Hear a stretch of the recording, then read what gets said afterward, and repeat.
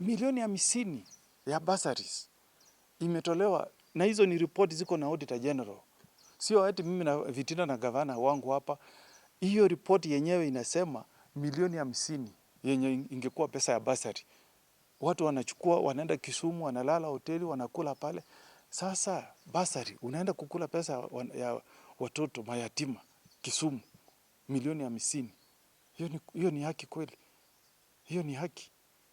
Fuatilia hiyo video sana, na niliomba, na mimi naomba nyinyi kama watu wa magazeti muende mumuombe ajate aseme nimemtaja Seneta Okong'o Omogeni. Yeye anasema kuna seneta fulani. Seneta wako 67 Kenya hii. Si atafute mmoja aseme ni huyu. Kwa nini unaongea kimafumbo? Mimi nimeongea waziwazi, nimesema aliiba pesa ya wananchi, alijilipa milioni 6,500. Nimemtaja yeye ni gavana wa Nyamira.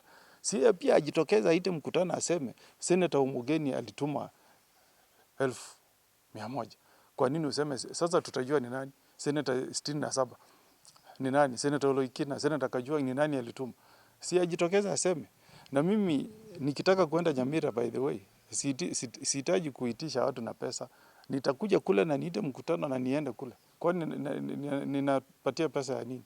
Lakini ningemuomba kama yeye ni mwanaume kamili, wacha anitaje, aseme ni mimi.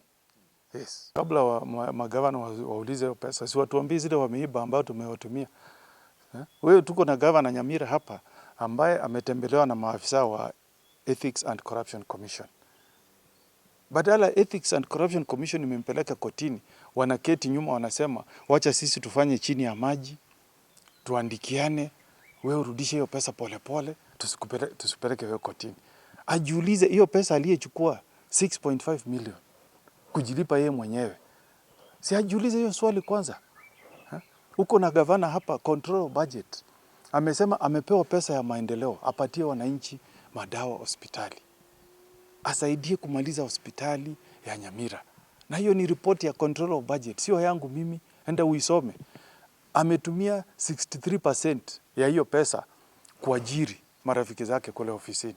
Na control of budget anamwambia umepitisha ile ambayo sheria inakuruhusu.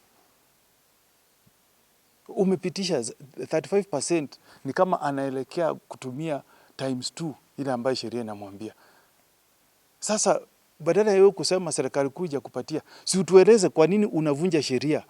Na mimi nauliza wa MCA, wanataka wananchi wafanyiwe ukatili gani ndio tujue kwamba kuna county assembly? Hawaelewi sheria, hawezi ona hii maneno. Na hii ni maneno ambayo tumeita governor kule Seneti na amekubali, iko pale. Iko pale. Sasa kabla uanze kuitisha ingine, si wewe utuambie hii kidogo umepata, kwa nini uibe? Inakuja kule Senate governor mwenyewe anatuambia ile pesa mmetutumia